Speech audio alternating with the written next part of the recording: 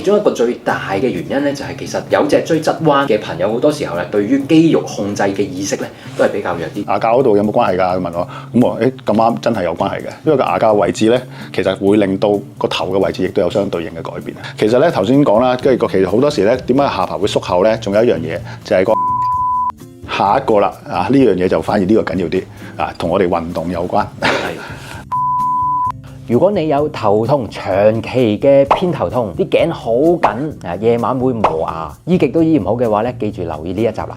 大家好，我係註冊物理治療師莊子老師。哇，今日咧好開心啊！我哋請到咧牙科嘅專科醫生李醫生咧上嚟咧，同我哋咧講下下頜關節啦，或者係失眠啦、鼻鼾嘅一啲問題喎。原來咧 Dr. Stanley Lee 咧係一個專科醫生，係咩嚟咧？就係牙周病專科同埋呢個關節重建專科醫生嚟嘅。李醫生，我哋咧不如講下咧乜嘢係下頜關節先好嘛？好，下頜關節要借一借個頭嚟用下先。好 OK， 下頜關節咧其實係控制個牙骹點樣喐嘅。咁當然啦，牙骹係做咩？其實你食嘢、講嘢、點樣鬧人，你都要用下頜關節嘅。OK， 呢個下頜關節咧其實好有趣嘅。呢下頜關節咧其實真係懸浮喺度嘅。你發覺你咬實啲、褪前啲、褪後啲都得，因為其實咧下頜關節咧係你個身體入邊唯一兩個可以 3D 咁樣喐嘅。你有冇留意自己下頜咧？唔係淨係開合咁簡單㗎，可以褪前褪後，好有趣嘅。因為所以有呢個情況咧，呢個牙骹咧其實個結構非常特別嘅。通常我呢個骹咧永遠都係一個凹一個凸，喐個範圍永遠都係180度咁喐嘅啫。呢個骹咧其實好有趣嘅，佢唔係凹一凸，係兩個凸面。咁中間咧有一個軟骨墊喺中間嘅，個軟骨墊咧就係雙面凹嘅。咁雙面凹咧，即係咁佢提供咗一個極之大嘅幅度嘅喐動俾個下頜㗎啦。OK， 我哋擘大左右前後，你諗到哇咁犀利嘅 ？OK， 呢個就係呢個下頜關節奧妙之處啦。咁其實我呢個下頜關節其實有乜用咧？咬嘢啦，其實咧你仲有一個功能你唔知嘅，你都聽過句説話叫咬實牙根咧。當你發力嗰陣時，原來咬住牙根嘅喎，你咬實一實嘅喎。係喎，其實我哋試下咧，平時可能攞好重嘅嘢啦，搬個梳化搬張台嘅時候咧，你唔夠重嘅話，你可能唔覺，但係一夠重你就係啦。OK， 其實咧佢係幫你咧拉翻成個脊骨嘅。即係如果你佢個咬合位係正嘅話咧，你係可以放出最大嘅力量。但係如果佢歪嘅時間咧，佢左右唔平衡時間咧，佢會引嚟好多問題。因為點樣咧？譬如佢本身你咬實，如果你牙係咬得唔正嘅時間，跣咗過去一歪，你成隻骨會扭曲咗。扭曲咗咧，咁你一邊肌肉用得到，一邊肌肉咧調翻轉係短咗，係發唔到力。係咯，我諗而家咧可以各位咧家庭觀眾可以試下你試下咬，好用力咬住，係啊，跟住你發覺咧可能咧會個頭會走咗一邊，少少歪咗嘅喎。係啊，如果本身脊骨都係有少少偏歪啦，或者係唔慣去用力嘅時候咧，你呢一啲平常唔用，但係突然間要用嗰啲狀態咧，就會係原形不露嘅。我都發覺係嘅，因為我細個咧係玩呢個中提琴，嗰陣發覺咧係有時扭住一邊偏歪，咁所以而家咧我都發覺我一用力嗰陣時，其實有少少咧側咗去左邊個頸啦。係咁，所以呢個會係因為咧，其實我講翻少少故事啦，即係其實我都醫過啲好細個脊柱側彎啲病嘅，即係佢搞咗都好長時間，咁最尾搞到哇想做手術喎，咁跟住咧咁啱佢阿爸識嘅喎，咁我話你不如試下做一個牙膠俾佢試下點樣可以。我哋非手術性調整咗去睇下佢變化點咧，佢由要做手術到而家過咗成10年都唔使做手術，咁基本上就穩定咗落嚟。即係其實係重新訓練嗰啲肌肉咧做過晒。當然啦，我哋之後會做一啲工序去令件事唔會反彈嘅。咁一陣間我哋會再講深入少少。係好。李醫生，你啱啱咧講到咧脊椎側彎，冇錯，咁大家咧都知道咧物理治療師咧本身就係去強項去處理脊椎側彎問題。其中一個最大嘅原因咧就係其實有脊椎側彎嘅朋友好多時候咧對於肌肉控制嘅意識咧都係比較弱啲。有50%到60%嘅朋友仔咧，其實都係咧對啲關節活動咧協調係爭少少，尤其是一啲胸腔啊。係。咁所以我哋咧試過咧處理咗呢一個胸腔嘅問題咧，確實係有用。咁但係我頭先都聽你講原來處理啲呢個 TMJ 下頜嘅關節嘅時候都有關喎，因為呢一度其實都有一啲本體反應嘅一啲神經喺入邊嘅。好有趣嘅，即係你話關節點會影響到呢樣嘢咧？其實咧，即係佢已經係頭先講過代償肌肉嗰個問題，即係其實佢係一個咬合錯，因為佢譬如頭先嗰個朋友嘅女女啦，其實我最初我見佢都真係好靚女㗎，嗰個女仔啊，脊椎彎好嘥喎啊 OK，咁佢已經係接近佢脊椎彎超過20幾度嘅，咁差唔多係接近手術邊緣嘅啦。咁啱可能有一次食飯咁啊，我女佢個阿爸好困擾啊呢樣嘢，咁細個10幾歲要做手術，好困擾。咁咧。咁佢聽話，牙膠喎，你做牙膠嘅喎，牙膠嗰度有冇關係㗎？佢問我，咁我咁啱真係有關係嘅，因為個牙膠位置咧，其實會令到個頭嘅位置亦都有相對應嘅改變啊。咁條脊椎就一路會扭啦，直至去到一個臨界點咧，佢就好似傾瀉咁樣去。你頭先講好啱啊，個病人個認知啊，同埋佢個對嗰樣嘢嘅感應啊，佢個代償肌肉用得太過分嘅時間咧，其實佢會個感應同埋嗰個 coordination 嗰個協調性係差好多。咁其實我哋就要破咗佢呢個局，即係將呢個局咧成個扭轉過嚟。第一件事，我哋就係好似你踩單車，你唔識踩單車喎，咁你成日都跌，咁你成世都唔識踩單車㗎啦。我哋第一件事，好似俾咗學行碌俾你咁樣，托住，跟住咧就操練你啲肌肉啦。即係我個咬合板咧，基本上嘅作用咧就係俾翻一個學行車嘅碌俾你，跟住咧你就去訓練啦。即係啱咗位之後咧，你要訓練啦，同埋訓練個認知啦。OK， 你踩單車你唔會諗架車幾時跌㗎嘛，係咪先？其實你個 pat 會感應咗話俾你知嘛。但係要練到呢個感應，跟住要練到，我原來我收啲腹，我會控制到嗰樣嘢嘅喎。咁咪就係我哋就做嗰個模式，我帶動呢個踩單車呢個類似嘅情況，解釋呢個狀況俾你聽。個滑板將你令你唔會傾瀉咁去走去另一邊。李醫生，你啱啱講嗰個下頜板啊，即係其實佢係一種。咬合板係擺喺個下顎嗰度嘅，擺喺下顎嗰度咧，其實咧佢係補償咗你兩邊嗰個不平衡嗰個偏差嘅。其實呢個都係一個 3D 嘅，其實入邊好多配方喺入邊嘅。我哋係入邊嘅 program 咧係令佢兩邊係活動嘅範圍基本上係平衡嘅，同埋俾一啲啱受力嘅牙係受力，唔啱受力嘅牙我係避開。即係我哋會好有計劃地同埋一個好有你可以話有啲策略性嘅方法去令到嗰件事會成行咯。咁我哋會頭先講啦，即係好似踩單車咁，呢個係好有趣嘅比喻啊！即係都係練到呢個之後咧，跟住咧我就會繼續操練啦。跟住咧你就會越踩越快啦，可能去上下山路啊，即係你做下啲挑戰佢咧，慢慢將佢個認知、個感應同埋嗰個協調性咧一路加強。咁咧再加強一啲力量咧，或者即係好多脊椎彎病人都要做一啲好多伸展啊呢啲運動咧，去加強佢個活動嘅範圍嘅。咁我哋都會加埋呢一部分嘅訓練俾佢。咁跟住咧，最後牙醫嘅角度咧就係利用翻啲牙去鎖定翻佢個咬合位置，引致到佢個頭咧長期都保持喺一個中正嘅位置。咁佢就可以話嗰樣嘢就唔會咁容易反彈翻轉頭啦。即係呢個係一個程序咯。好好啊，我覺得一個take home message 啊，大家咧喺呢一個訪問入邊咧係揾到一個訊息，就係如果你發覺曾經去揾一啲方法去處理脊椎側彎係有啲用，但係未能夠咧完全搞掂晒嘅話咧，其實係唔好淨係諗條脊椎，係要諗下咧其他硬件上配合關節。咁所以咧係有機會係需要揾牙醫咧去處理脊椎側彎啊，呢個好有趣。李醫生，咁咧除咗脊椎側彎可能係要揾你之外啦，仲有啲乜嘢關呢個下頜關節嘅先頭咧係需要揾你？嗱，呢度要寫到白板度喎。其實呢個症狀咧係叫做顳頜關節症候群啊。顳頜關節症候群個名都唔鬼長。症候群咩個後群咧？即係有一男子病症。但係個男子病症好多時咧，你係唔會察覺係同嗰樣嘢有關嘅。顳頜關節症候群咧好有趣嘅，其實佢牽涉嘅範圍咧可以係淨係牙膠呢個部分痛啦，定係會有一啲我哋叫 myofascial pain 啊，即係喺一啲筋膜度散開嘅痛楚嘅。即係佢除咗呢度會覺得好緊撳耐啲位，好似擘大會痛或者咬實會痛之外咧，其實佢牽連咧其他啲肌肉，佢相連肌肉咧，譬如呢啲位置啦會痛嘅。呢啲位置會痛嘅。頭先話啲代償肌肉過勞啦，佢啲呢個 SCM 啊，即係呢個 SCM 中文係咩？肩鎖乳突肌、肩鎖乳突肌，同埋咧啲背肌呢啲位都會落到去即係會散播到咧膊頭啲位置咧都好繃緊啦，同埋會有痛症出現嘅。頭痛、頸痛、面痛，但係通常咧痛都係單邊嘅，通常都係單邊嘅，即係所以咧有啲人會同啲偏頭痛咧成日都會混淆咗。除此之外咧，因為如果你話呢啲肌肉去過勞咧，其實呢個肌肉咧會變咗越嚟越大嚿，越嚟越硬啊！我諗你哋最清楚啦，你物理治療最清楚啦，佢硬晒嘅。其實呢條肌肉咧有條神經線喺呢度通過去嘅。如果呢啲地方佢基本上呢啲地方硬埋咧，佢會壓到呢條神經線咧。有啲人會覺得直情係手指會麻痹。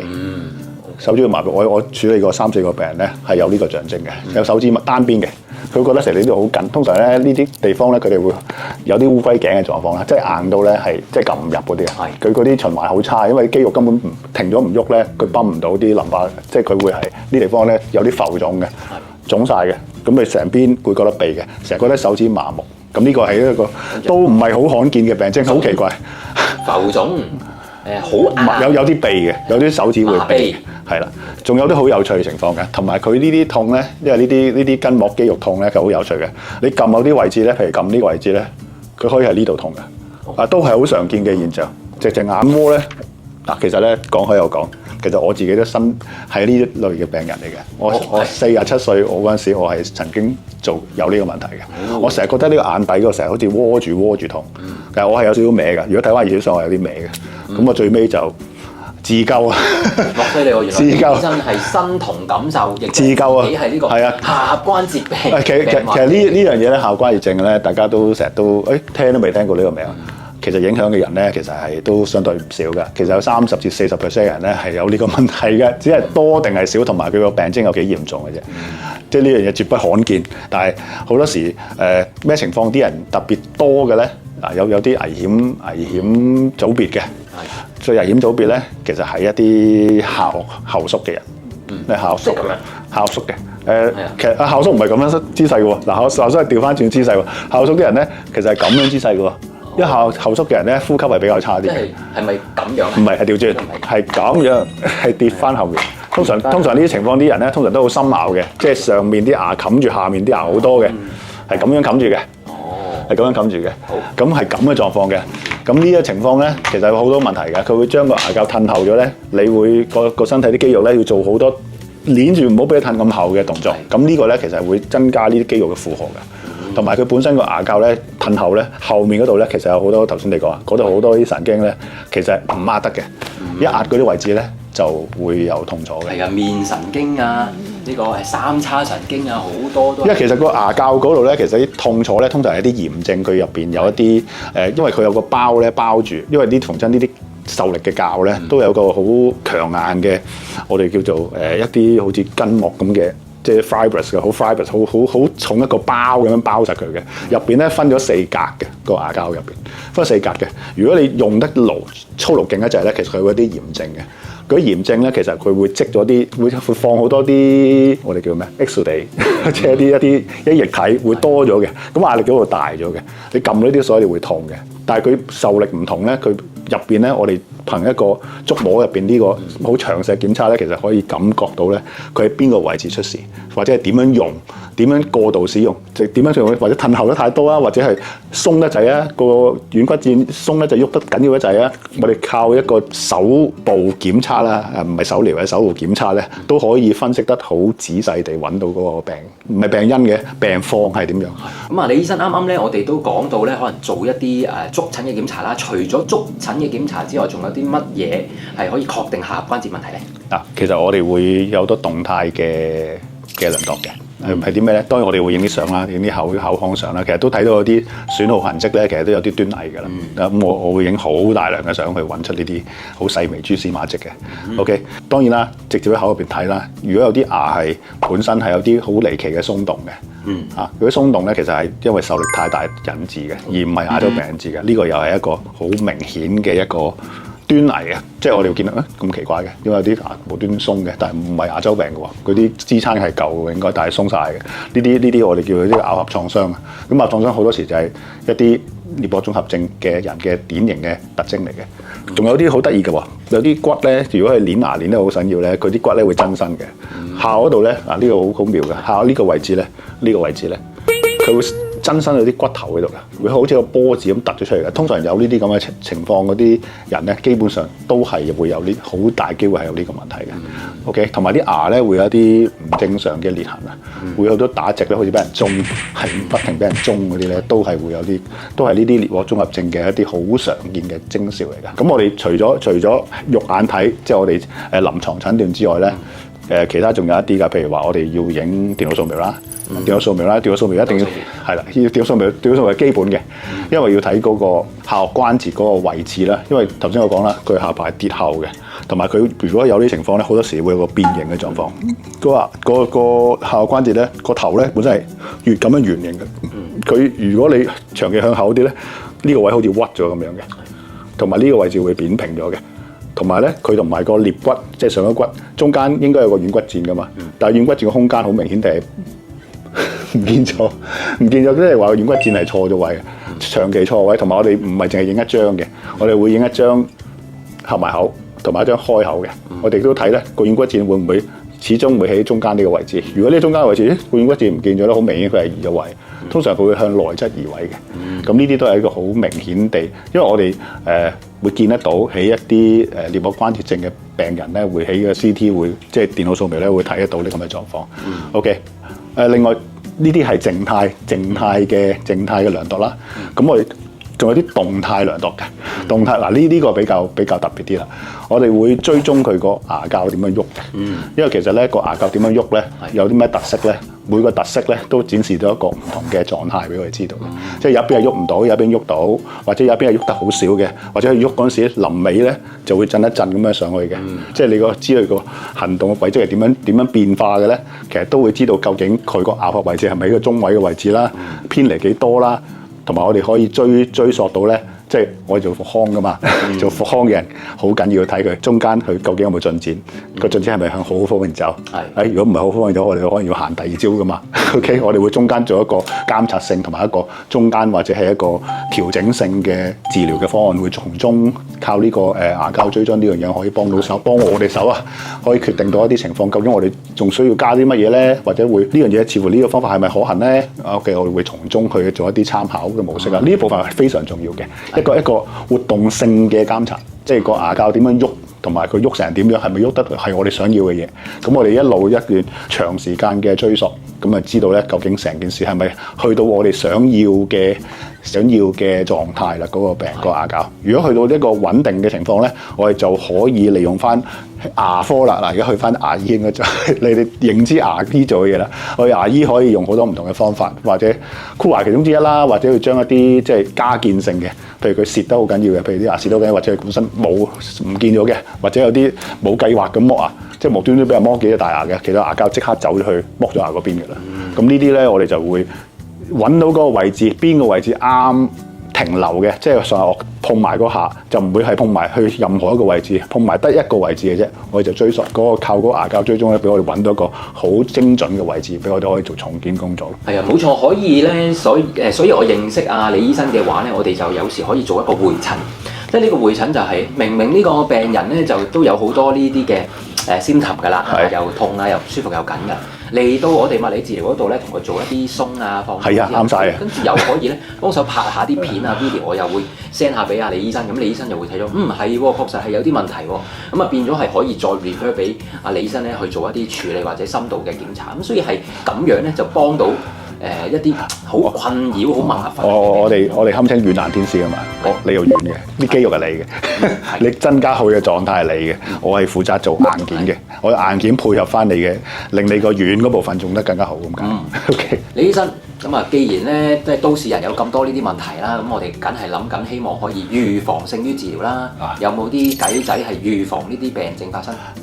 哇！呢個就真係好長篇大論，逐個講。OK， 首先預防啊嘛，預防梗係越細預防越好啦。OK， 其實咧頭先我講下巴後縮啊嘛，下巴後縮咧其實咧係後天，但除咗你強大嘅父母基因之外咧，其實咧後天咧，如果長期用口呼吸嘅人咧，基本上下顎咧係一個唔正常嘅地方度發育嘅，佢會向下向內發育，就唔會係向前同埋向橫向發育嘅。口呼吸呢樣就會影響到呢樣嘢啦。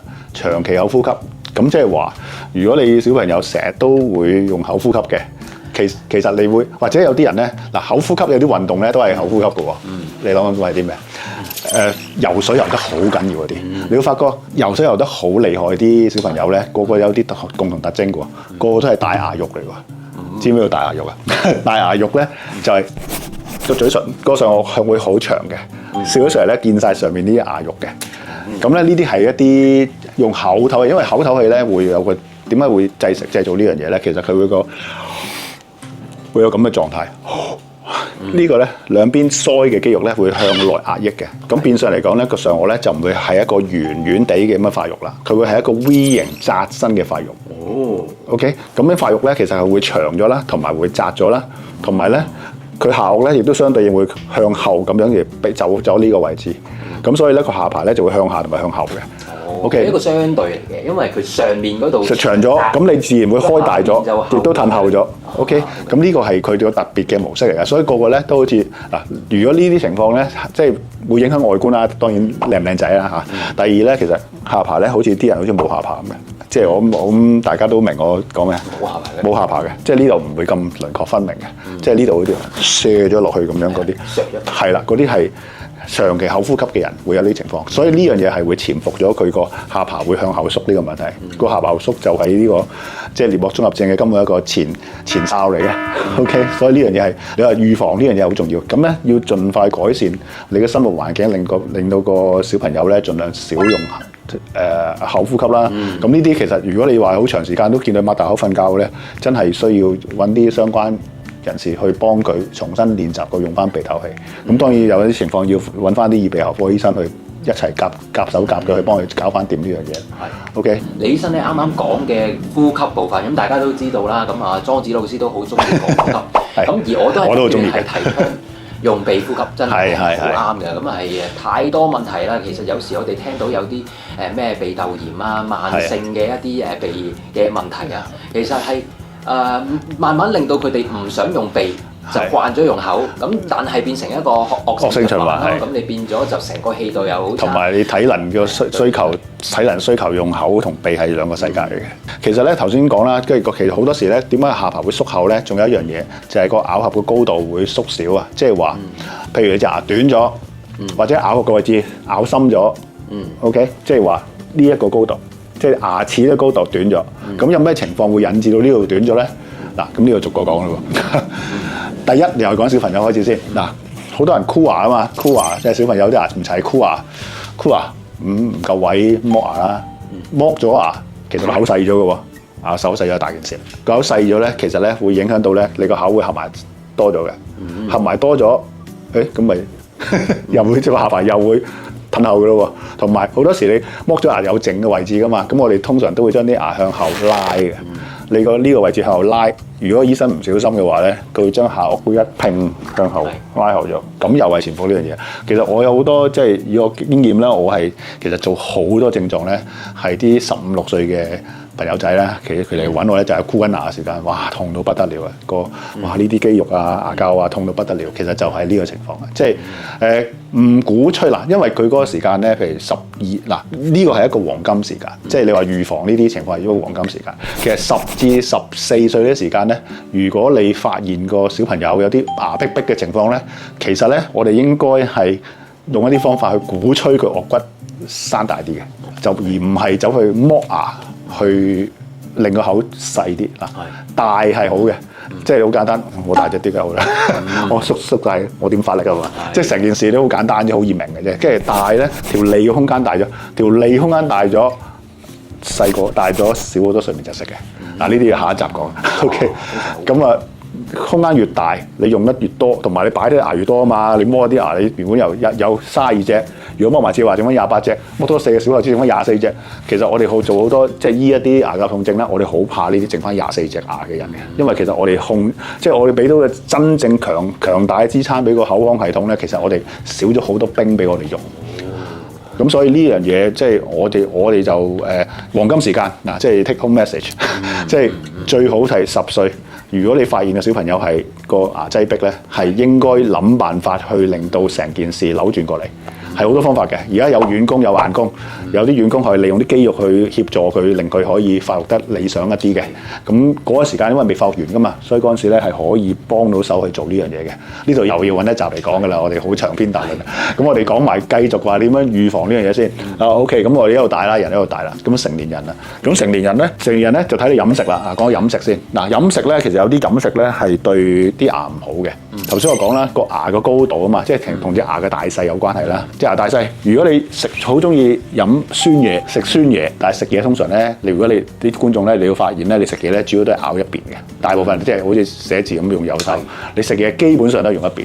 如果你嗰邊成日食酸嘢咧，其實嗰邊啲牙咧會侵蝕得快好多，磨損速度會快好多，咁嗰隻牙磨損咗，好明顯係咩啦？短咗、細隻咗，咁塊面咪自然向短嗰邊移咗過去咯。咁咪製造咗呢個咁嘅危機喺度咯。佢越磨蝕得越緊要，你越更加偏倚重係呢一邊食嘢嘅，即係你去到一個臨界點，佢就會滾存咁樣去破壞嘅。酸嘢係一個重點。頭先你話磨牙啲係另一個情況，冇計劃咁剝牙，即係話痛啦，我好痛啊！醫生即刻同我剝晒，呢邊成粒都痛，搞到我好耐好煩。千祈唔好。你要鎖定晒啲位，唔好俾佢走位，先至走去剝牙。如果唔係咧，你剝咗咧，一褪咗，你要移翻去轉頭咧，就花好多功夫。OK，咁啊，人就冇完美嘅，人就唔會正常平衡嘅。所以咧，其實基本上我哋都要即係知道咧，我哋要訓練翻自己可以用翻兩邊食嘢。即係你話食嘢要用兩邊食，同埋盡量少食酸嘢啊！酸嘢係乜嘢酸嘢咧？你估下咩酸嘢係最慘嘅咧？係咪汽水咧？嗱，琴日有人問過我呢個問題，我係真係好詳細咁答你。食糖醋骨、食咕嚕肉會唔會有問題嘅咧？其實我哋會擺入口嘅酸咧，其實主要有大約有3大類啦，醋酸啦，即係糖醋骨啊、咕嚕肉嗰啲啦，嗰啲其實啲好弱嘅酸嚟嘅啫，同埋啲停留口嘅時間唔長嘅。所以呢啲咧，同埋食飯嗰啲食咧，基本上咧啲酸性對因為嗰陣時口水分泌係多嘅，即係佢口水咧其實有個重要功能咧，我哋中和翻口俾啲酸性嘅。你食呢啲弱酸同埋食飯嗰啲食咧，基本上個影響係好低嘅。咁啊，仲有啲咩酸會食咧？除咗醋酸，第二樣咧都係一啲細粒啲嘅結構嘅酸啦。飲可樂會唔會好酸食啊？會酸食。可樂嗰啲咧，基本上係磷酸。磷酸係做咩㗎？你知唔知磷酸係做咩㗎？夏天啊，實會做嘅，洗冷氣。洗冷氣揾磷酸洗嘅，咁啊洗得好乾淨嘅。咁當然啦，你隻牙都可以洗到好乾淨嘅，不過你會唔見到好多嘢啫嘛。蝕嘅速度好快，但係咧因為都係結構上比較細粒，所以咧佢停喺口邊咧。如果你口水分泌正常，如果你唔係有口乾淨嘅話，基本上咧佢主要都係佢浸住嗰啲牙。通常呢啲酸食咧都主力喺呢一啲位置，喺呢啲位置會酸食，就唔會成口酸食嘅。咁啊，跟住下一個啦，呢樣嘢就反而呢個緊要啲同我哋運動有關。運動飲品，運動飲品飲下果汁、果酸，啲果酸英文係 citric acid 啦，大家要留意標籤啦。飲嘢嗰陣時 citric acid 咧其實係啲好大粒嘅。即係結構上好大粒嘅酸嚟嘅，佢好叻嘅，8足咁多爪實晒你隻牙，4個鐘頭先中和到。簡單嚟講，佢揦你隻牙4小時。所以咧，我哋成日都講咧，你食完個橙，食完生果，唔好咁快刷牙，就係咁解啦。因為佢揦到你隻牙軟身咗，跟住咧你真係刷，即刻唔見咗一忽㗎啦。OK，咁所以呢個就係果酸係一個係特別差嘅嘢，所以咧千祈唔好不停咁飲果汁當水飲，呢啲非常之壞牙嘅。OK，同埋佢會停留好耐，特別喺頭先講運動啦，運動飲品，運動飲品乜啦，即係呢啲飲品咧，其實咧你飲落去，但係喺你口水，因為你譬如做運動嗰陣時咧，因為我有個病人咧玩三鐵嘅，佢玩得好勁啊，都啲外國人嚟嘅，哇，佢樣好健康啊！哇！但係你唔好睇啲牙，睇啲牙大件事，牙咧揦到咧，基本上琺瑯真係揦走晒，因為佢不停咁飲，佢就係飲呢啲能量飲品嚟啫。咁飲呢啲能量飲品，但係佢口水冇嘅時間，因為你流汗流晒啲水啦，邊度有口水啊？唔會有口水俾你嘅。咁所以咧嗰個時間，你啲果酸咧破壞得最嚴重啦。咁你食咩？嗱頭先我講啦，啲果汁啦，柚類生果啦，橙、西柚、碌柚、檸檬。OK， 好多人成日話檸檬係壞。其實橙同樣壞，即係佢橙糖分多啲咁解啫。你食起上嚟開心啲，但係其實係一樣嘅啫。同埋啲梅都會揦得緊要嘅。即係我頭先話嗰個外國人咧，其實就係食梅嘅，好中意食梅嘅。藍莓、啲紅莓乜都有。香港人中意飲檸茶、檸水。係啊，特別係凍飲可能好少少，但係咧好多時候唔飲凍嘢嘅話，飲熱嘢仲衰。你加熱咗，即係話佢用得更加快。咁你飲熱檸水嗰啲咧，當水飲啲又係好出事。你好明顯見到啲琺瑯質咧薄到咧，佢淨係同我講，好似黃咗好多醫生，其實因為你啲琺瑯質唔見咗，你溶咗，咁溶咗你見到成隻係溶啫，但係其實我哋講緊就係成隻細隻咗，咁你就凹陷咗落去。咁再有一啲其他一啲情況咧，就係、譬如頭先話雙牙咧，雙牙好多時咧，你摸隻牙高度唔見咗，個下巴褪後咗咧，如果你只係做翻佢褪後咗個高度咧，如果你反覆傷咗幾次牙之後咧，你會發覺咧，其實個口越嚟越短嘅。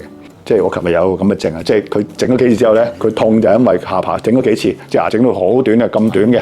咁你都知道，我哋都知冇可能咁短嘅咋，你都知道一定係出事嘅。咁我哋重建過，我哋要花多少精力去重建翻適當嘅高度咯。咁呢樣嘢都幾樣嘢都好犀利咯！